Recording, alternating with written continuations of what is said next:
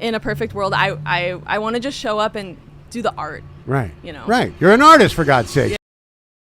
Laguna Beach, California is one of my favorite cities. It's where I went to college and got an education in graphic design at LCAD. I've painted 3 murals in Laguna Beach, 1 at the Boys and Girls Club and 2 at Golden Spoon Frozen Yogurt.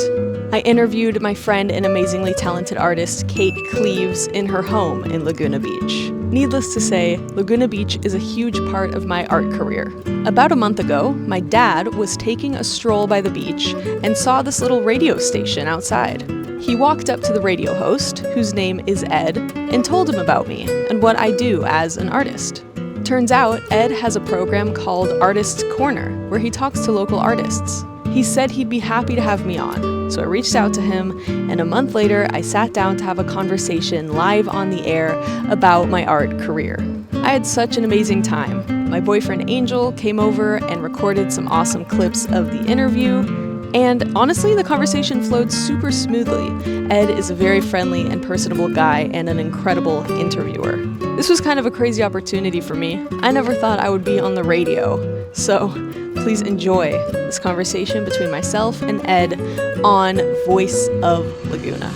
Carmen on lead vocals, of course, Raspberries, 12:01 the time. Welcome to Voice of Laguna on an absolutely perfect summer day. Yeah, it's a little muggy. Yeah, it's a little warmer than normal, but perfection is the order here as we sit on the corner of Ocean and Coast Highway. Wherever you're listening from across the globe or across the country, I hope it's a perfect day for you as well. We normally do the Artist Corner at 8 on Mondays, but today we kicked it back to noon because I wanted it as hot as possible in here. So we welcome muralist Hannah Smith. Hannah graduated from LCAD in 2022, and then her life changed after a trip to Mexico. I want to find out about that. We're going to find out about her work, but first we welcome our guest in, Hannah Smith. Hello. Hello, good morning. How are you today? I'm great. I'm happy we didn't do this at 8 a.m. because I would have been dead. Are you like not a morning person at all? Not at all. Okay, that's why I gave you the 2 options. I gave you 8 a.m. or noon. You chose noon. Yes. I figured, all right, yeah, okay. So can you create at 8 a.m. or you just need later in the day creation moments? I'm best 10 a.m. and onward. Okay. I hate waking up early, and I do not do art in the morning. Okay. So LCAT, I'm imagining when you went to school, was early classes? No, they start at 10 a.m. Okay, that's I feel right. like artists, like the artists that I'm around, we Right. enjoy getting our sleep. Okay, all right. Well, I'm glad it's noon. You seem wide awake. You seem chipper, and all of the things we're looking for Yes, at sir. noon. The trip to Mexico changed your life? Yes, for sure. How so, and where'd you go?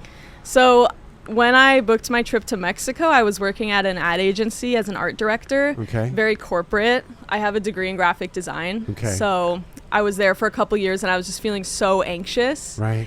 And Mexico has like a big place in my heart because my boyfriend's family is from Mexico City. Okay. I've been learning Spanish for the past like 7 years. And just on a whim, I'm like, I need to get out of here. I need to go to Mexico.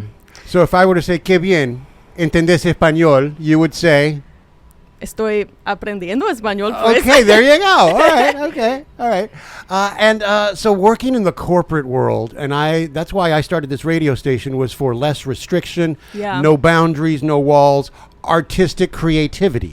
That's the reason I did this. I'm guessing the same holds true for you. Yeah, I didn't have like a plan to quit that job when Right. I went to Mexico. I was gonna come right back. Right. But then when I was down there and away from the corporate life, I was like, I need to follow my gut. I need to follow my heart and just do this freelance thing. Right. So I'm sure you understand, like, your gut tells you what you're meant to be doing. Yes, yeah. And congratulations, by the way. Thank you. Because I know that sometimes in the corporate world, you get held in place by the attraction of the money. The money's good. Yeah. It's a steady paycheck. You know where your food is coming from. Yeah, for All sure. of those things, and then taking that artistic and creative leap Yeah. is a gamble. Definitely. Yeah. It was really scary, for and, sure. And you clearly had the confidence to take that leap. I wasn't so confident. Actually, I was super anxious. Okay. It was like, I remember being down in Mexico and just talking to myself and being like, Dude, like, I'm terrified, but I just have to quit and I have to try illustration or murals or something artistic. I had no plan. Right. So I was not confident. And I feel like every day I'm building confidence, but the more like the universe gives me actual like art gigs and somehow I'm paying my bills and like I'm doing okay, I'm like, okay, this is what I'm meant to be doing. So the confidence it grows every day, but definitely in the beginning I was not confident at all. Right. I'm guessing that even lacking that confidence, the actual creation of the art, as you're creating, there can be no better place. Definitely, You're at home creating. Yeah, the flow state. Right. Yeah. Okay, that's pretty cool. I'm curious about murals and your choices of choosing to be a muralist as opposed to I'm not knocking 12 by 20 canvas painters or anything. Totally. But the difference in a mural to a canvas. Describe Yes. why you chose that. So I kind of stumbled upon murals. I never painted really before, and I've never done a mural before. But when I went to Mexico, I just for fun painted my first ever wall down there. It was just with a pencil and a paint marker for like a local restaurant. And I had no idea what I was doing. It took forever. It was kind of messy, but I just felt like, oh my God, for the first time in a long time, I'm having fun with art. And I was like, can I do this for a living? Is this actually something plausible? Even though I literally had no idea what I was doing. I was terrified to use paint brushes. I was terrified to use colors. But after I painted that first mural, it was for free. Someone actually reached out to me down in Mexico and they were like, can you paint my food stand in the park and we'll pay you? Yeah. And I was like, oh, okay, so I guess there's a demand for this. I'll do it. And I fell in love with it. And I fell in love with the process of it too, like filming it, making videos. So I just have fun every time I do one, and I find myself craving more and more. And I think, going from sitting on a computer all day to then painting these huge walls, it's so night and day. I feel like I just crave to like use my hands and do something with my hands. Right. And as you're painting, then now you're adding the videotaping of it. Does that detract from your concentration at all? No. I stopped videotaping my like at home art. Right.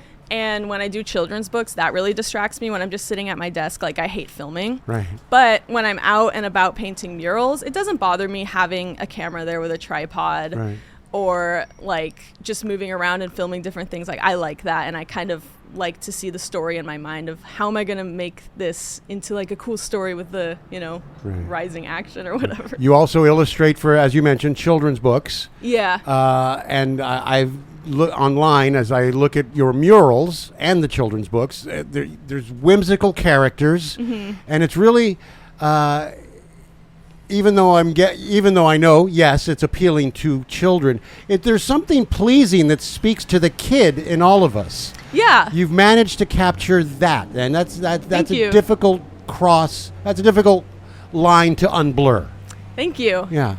That's a conscious effort on your part? No, it's not conscious. Okay. I think I just draw what I like. Right. Like I think as an artist, your style just kind of like comes out of you. Right. Like I'm sure you're not like, I'm going to talk like this today, or I'm going to put this music on because I'm trying to like please somebody. It just like comes out of you naturally. Yeah. It's kind of like that. Okay. That just ended up being my style. Mm-hmm. And way to throw it back at me. Way to turn that around. I appreciate that. Thank you. But I get it. I love an artist doing what you love. Like, yeah, I totally get it. I'm curious about scaling up. I'm guessing, and I can only guess here, that when you have a project planned, that you will draw it first, right? Yes. And then scaling up to wall size. Yes. That's the hard part. Describe that for us. So I draw it on my iPad. There's a few ways to get it big on the wall. There's like, you could do it with a grid where every square on the iPad equals like a square foot on the wall, and you're just kind of like doing that.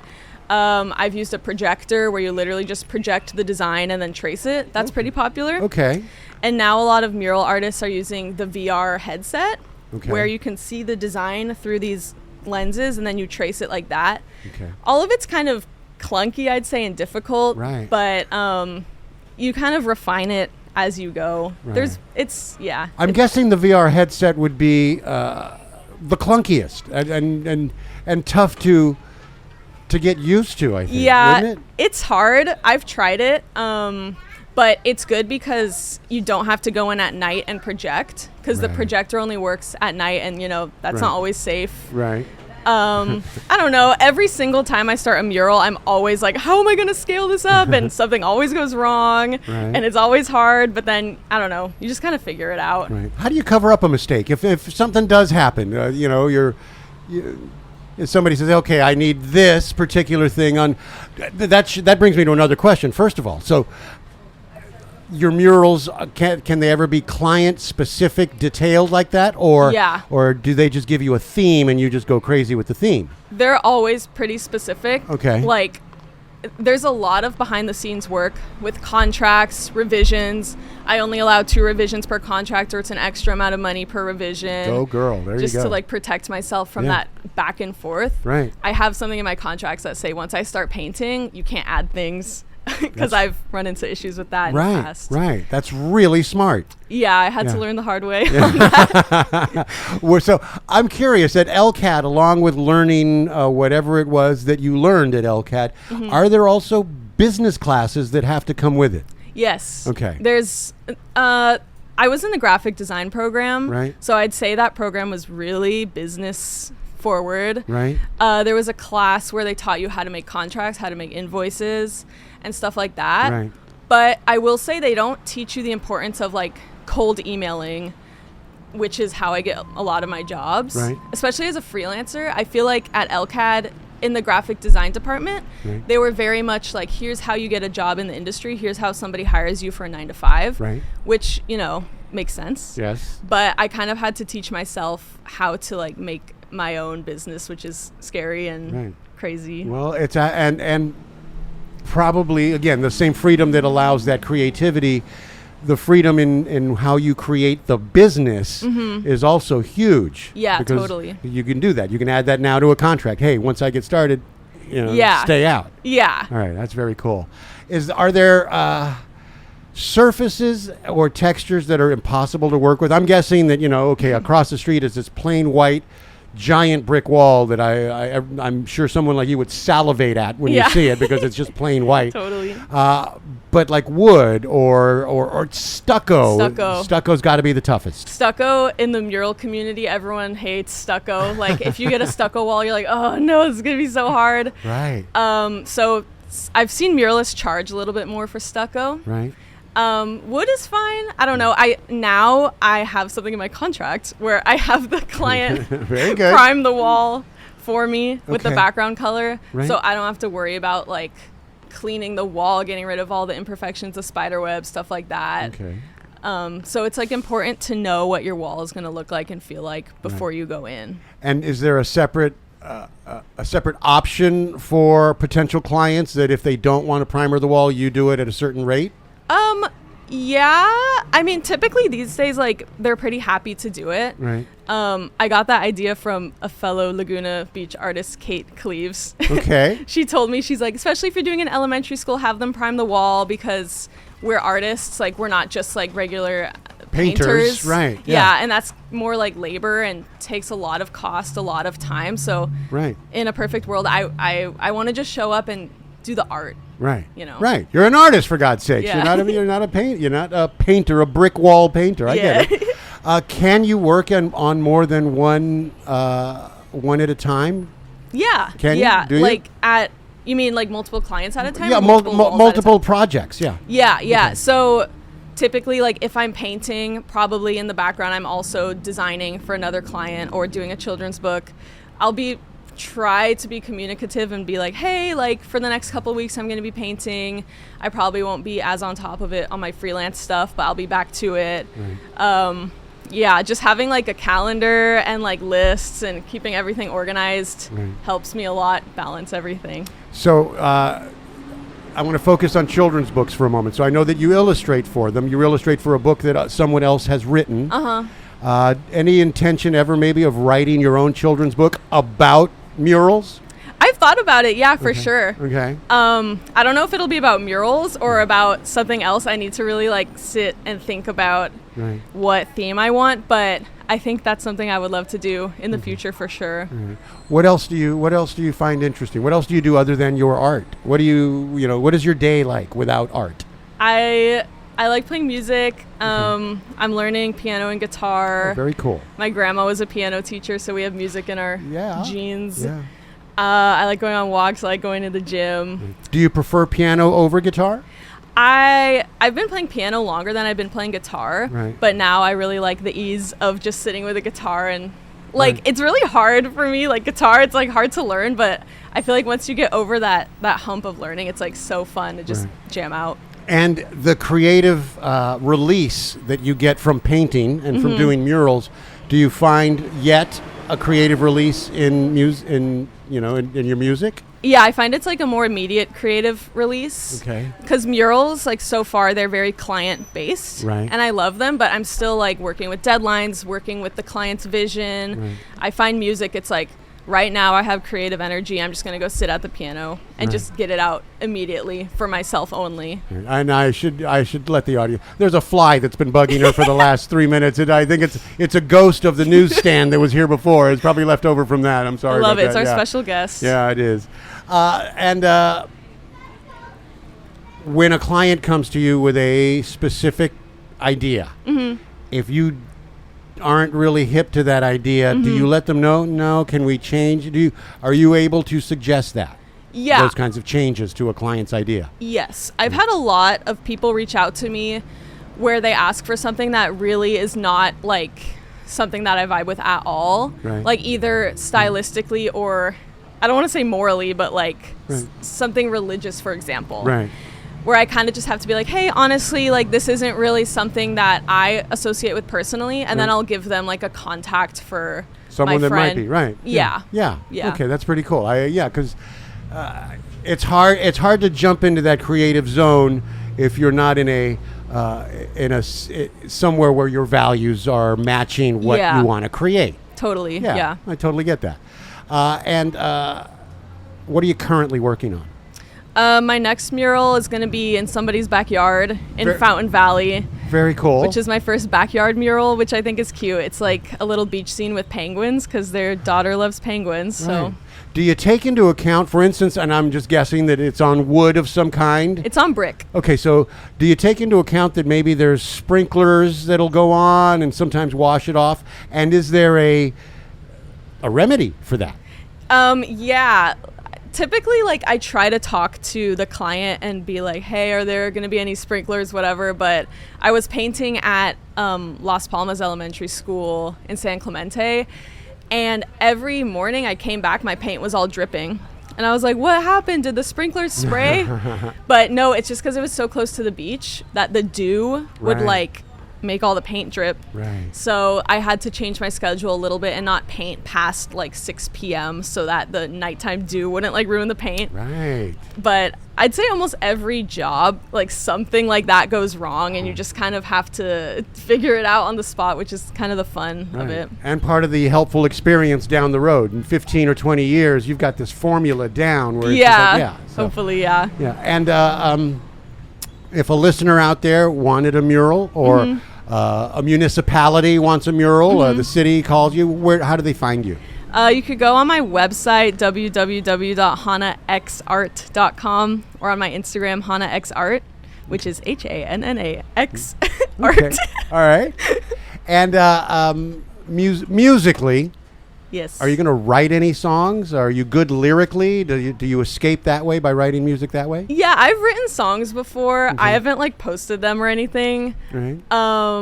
I wrote a little ditty. I have like I have a podcast also called Artist with a Dream. Okay. And I just like sat on the piano and wrote a little piano melody for that. Right. But in the future, if I learn a bit more about production, which is like a whole beast I don't know much about, Right. I would love to write more original songs. But yeah. All right. Well, when you do, this is where you come and you deliver that original song. Oh my please. gosh, that would be crazy. I would love to have you. All right. Hannah Smith, once again, how do we find you and your art? You find me on my Instagram at hanaxart. Okay. Thank you so very much for being a part of the program Thank today. you, This is Ed. delightful. Can I have you back at some point? Yeah, of course. All right. All Whenever. right. That was Hannah Smith, 12:19 the time. It's the Mornings with Ed show. It's the voice of Laguna. This is Fred.